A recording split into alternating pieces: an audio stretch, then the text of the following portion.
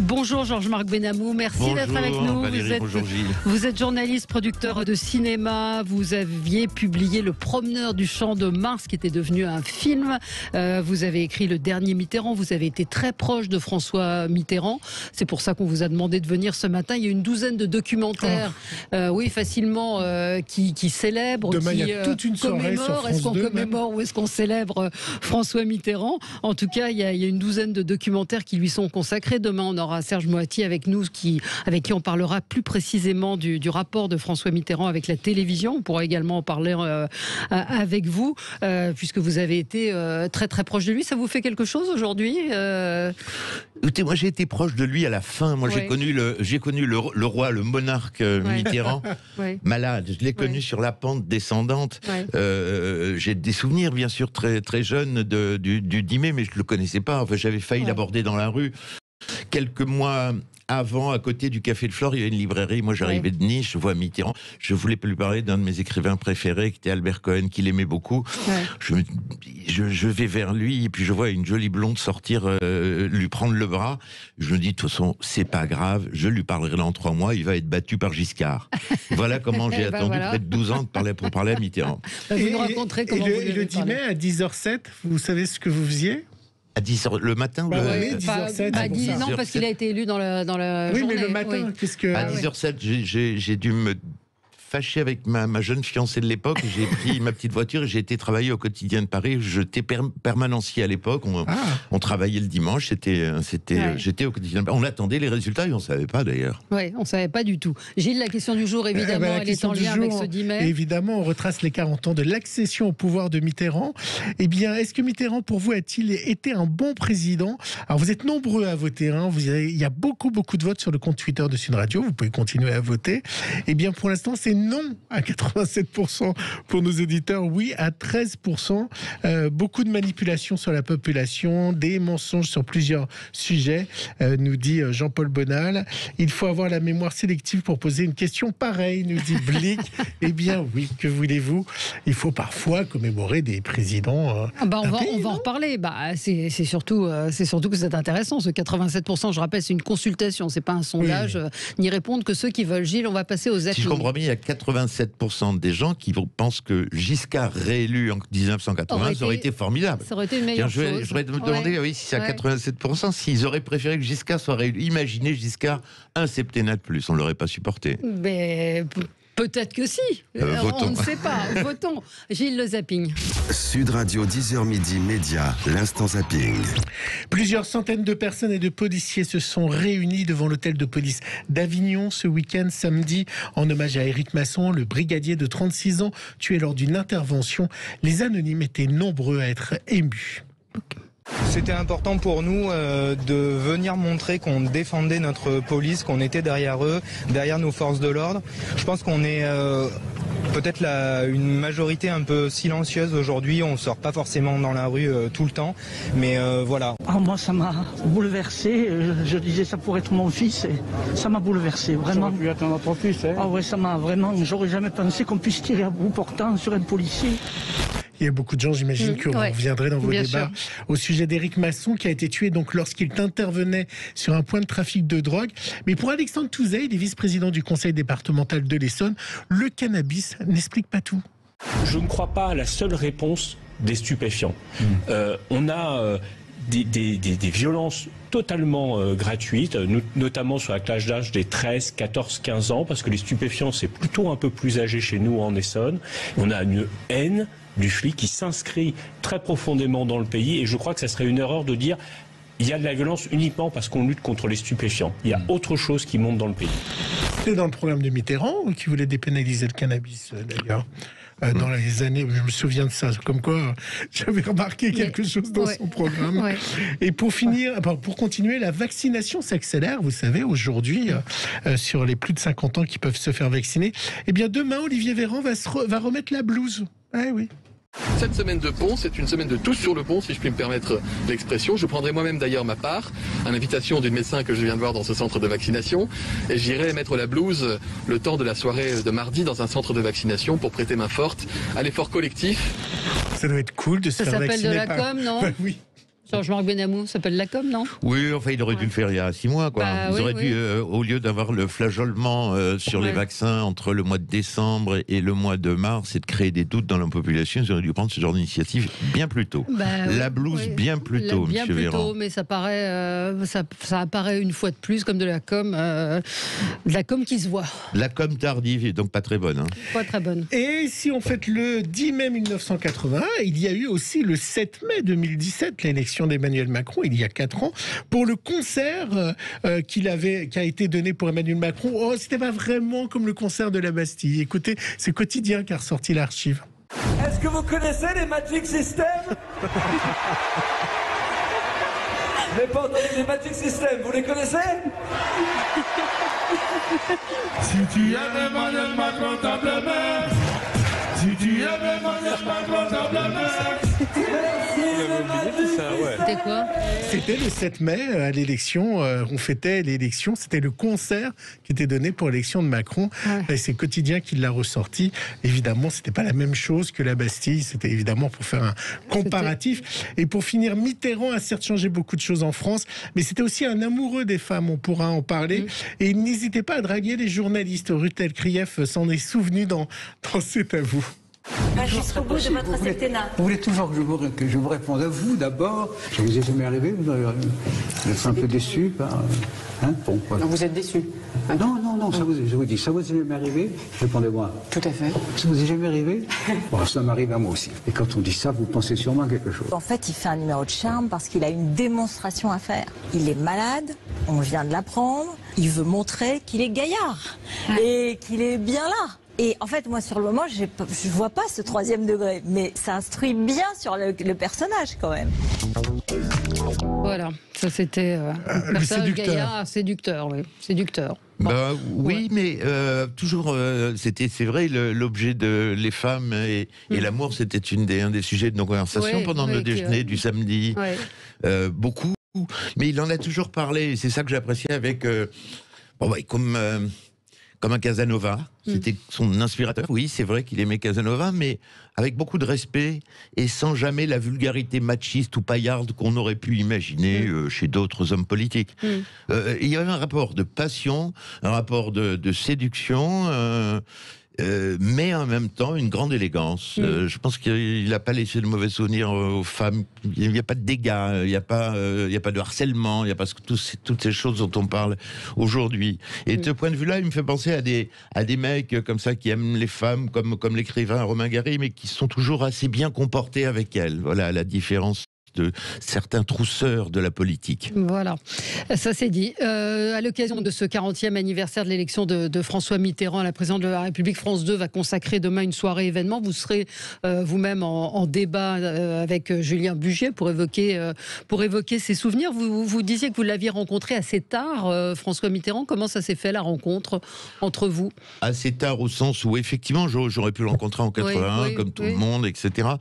Je l'ai rencontré je l'ai rencontré véritablement, le premier échange, c'est un méga interview que j'avais organisé au moment qui s'appelait Tonton et nous, c'est-à-dire qu'au moment où la droite Chirac, Pasqua, première version, c'est pas Chirac, deuxième version, allait gagner les législatives de 86, on a fait une immense interview de la jeunesse avec Mitterrand, donc j'ai appelé Jean-Louis Aubert du groupe Téléphone, il y avait Valérie Caprisky, il y avait Renaud, et ça a été un entretien dans les salons de l'Élysée qui a duré toute une journée et qui a eu énormément de retentissement.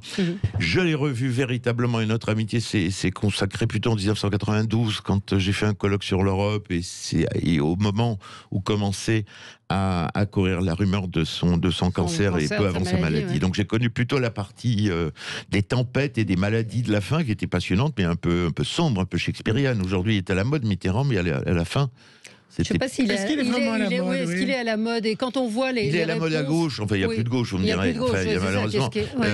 Il faut se souvenir qu'il apparaît à la fois comme une menace en 81, les chars soviétiques, etc. Très vite, il va s'imposer comme le monarque qui reçoit le monde en 1982 à Versailles. Il faut se souvenir pour les plus anciens. Mais ça va finir dans dans le scandale, dans les affaires de financement politique, la révélation de Mazarine, la révélation de son passage à Vichy, les affaires.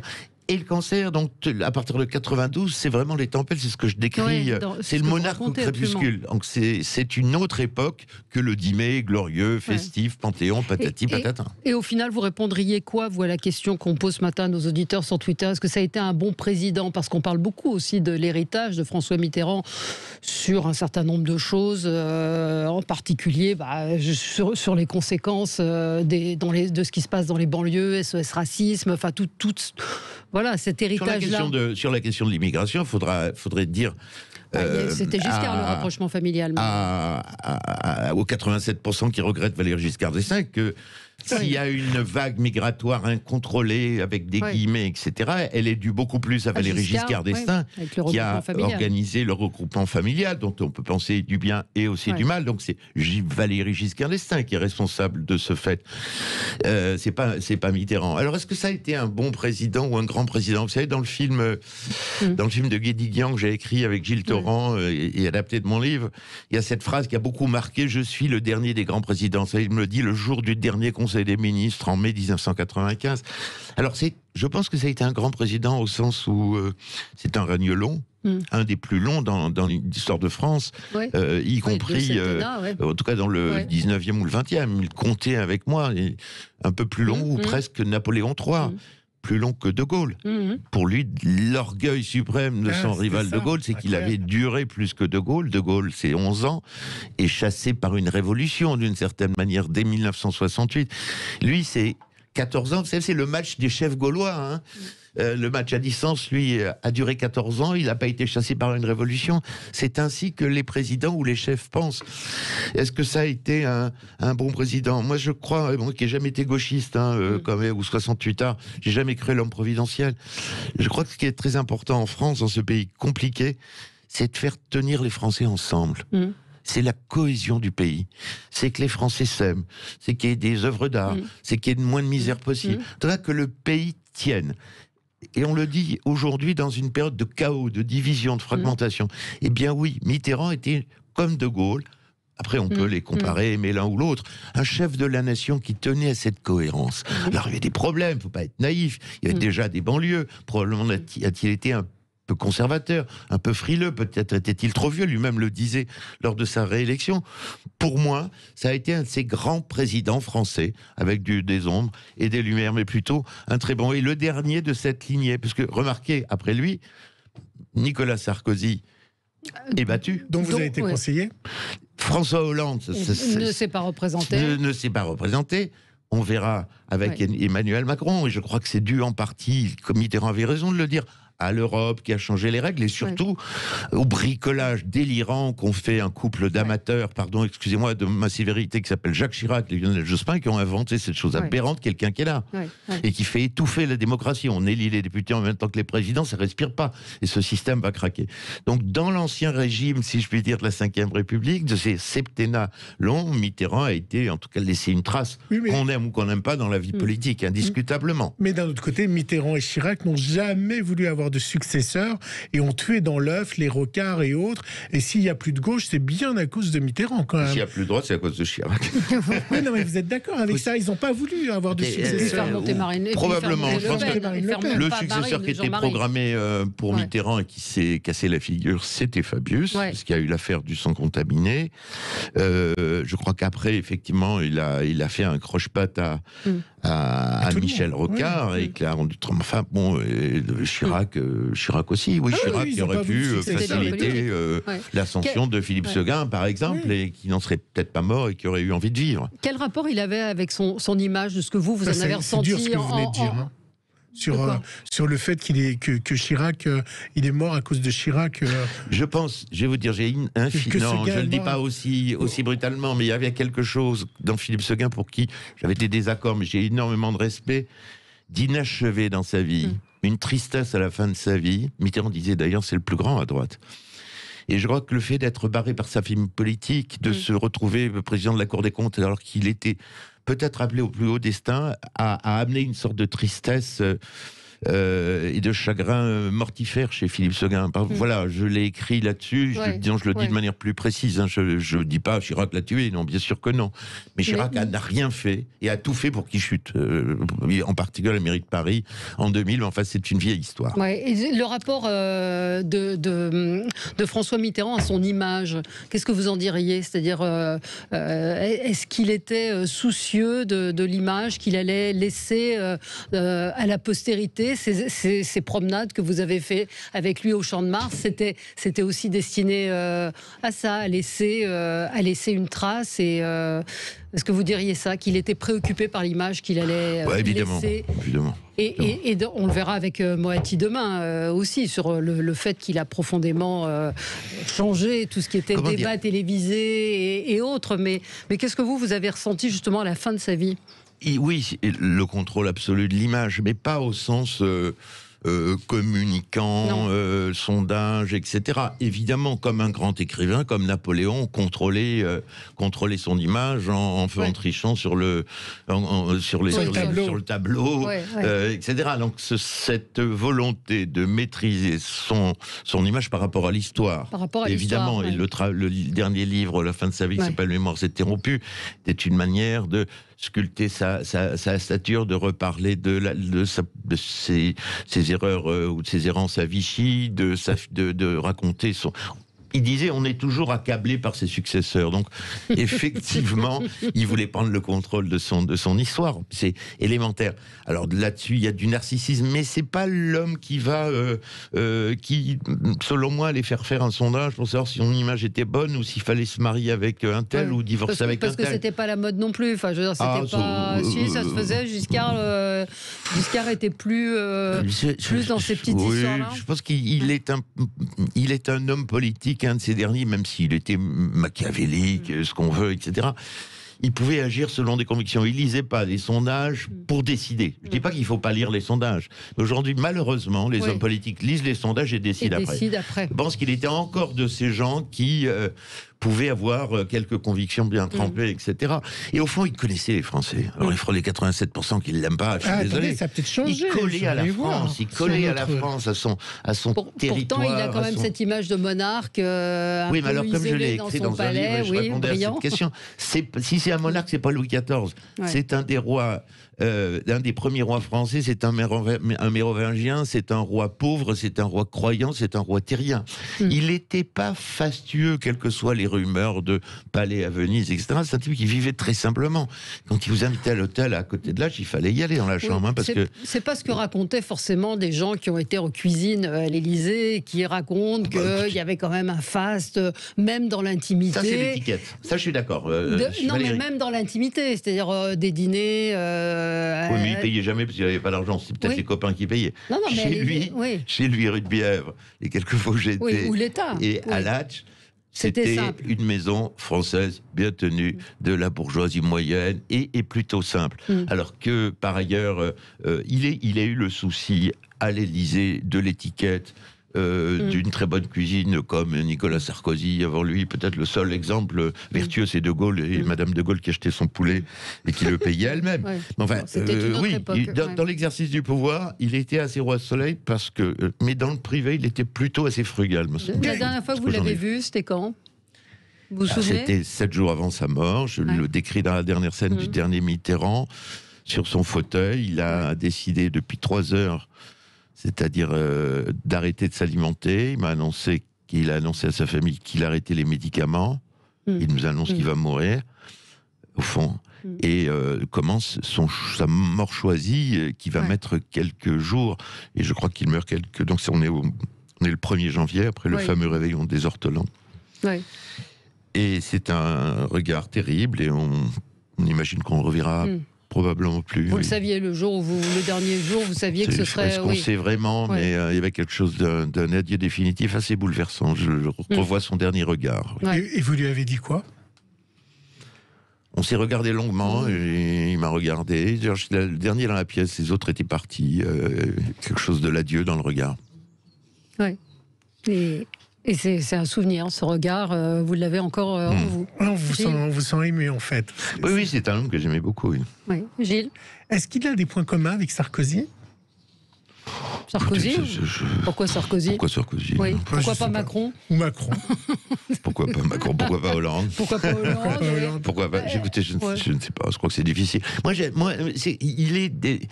Moi, Mitterrand, j'étais pas socialiste, j'étais plutôt un républicain de gauche dans une tradition de Clémenceau, etc. Mais moi, ce qui m'a attiré dès mes 8 ans, tout de suite, c'est cette dimension. Je me trompais peut-être un peu hugolienne. Quand j'étais 8 ans, je le prenais pour Victor Hugo. Enfin, il fait partie de cette tradition d'une gauche hugolienne. Après, on découvrira des choses. Et il y a une densité littéraire, et il fait partie des hommes comme... qui m'ont impressionné dans la vie, comme des hommes totaux, qui m'ont impressionné. L'abbé Pierre, Daniel Cordier, le résistant, secrétaire de Jean Moulin, et François Mitterrand. C'était des hommes totaux, c'est-à-dire des hommes d'action, des intellectuels, des écrivains, des hommes de cœur. Quand vous parliez, je l'ai rencontré peu à l'abbé Pierre, vous avez l'impression qu'il était un chef des réseaux de résistance et qu'il pouvait faire lever un pays. Mitterrand, c'était un peu ça. Il y a des gens qui m'ont énormément impressionné. Oui. Le documentaire de Gérard Miller, qu'il évoquait ce matin, L'homme qui ne voulait pas rompre, il évoque sa fidélité en amitié. On vous retrouve d'ailleurs dans ce documentaire, une fidélité qui parfois fait qu'il n'arrive même pas à dire aux gens qu'ils ne veulent plus d'eux. Ça, c'est quelque chose... Fidélité dangereuse. Ouais. Oui, je pense que c'est alors, chaque fidélité a ses ressorts, bien sûr, oui, et ça a pu le mener à des erreurs, bien sûr. Mais un homme fidèle en amitié et qui choisissait ses amis. Vraisemblablement. Bon, merci Georges-Marc de Venamour. On va vous retrouver un petit peu partout. Vous êtes en tout cas dans le documentaire de Gérard Miller. Il y a demain un autre documentaire sur France 2. Je crois que vous êtes également dans ce documentaire. Je ne l'ai pas vu. Oui. Et puis non, je ne suis pas, mais je suis dans le débat. Oui. Vous êtes dans le débat tout de suite après. On peut relire Le Promeneur du Champ de Mars et puis Le Dernier Mitterrand. Également vos livres qui sont très éclairants sur ce qu'était François Mitterrand et en tout cas sur cette relation que vous avez eue avec lui à la fin de sa vie. Merci d'être venu ce matin sur Sud Radio.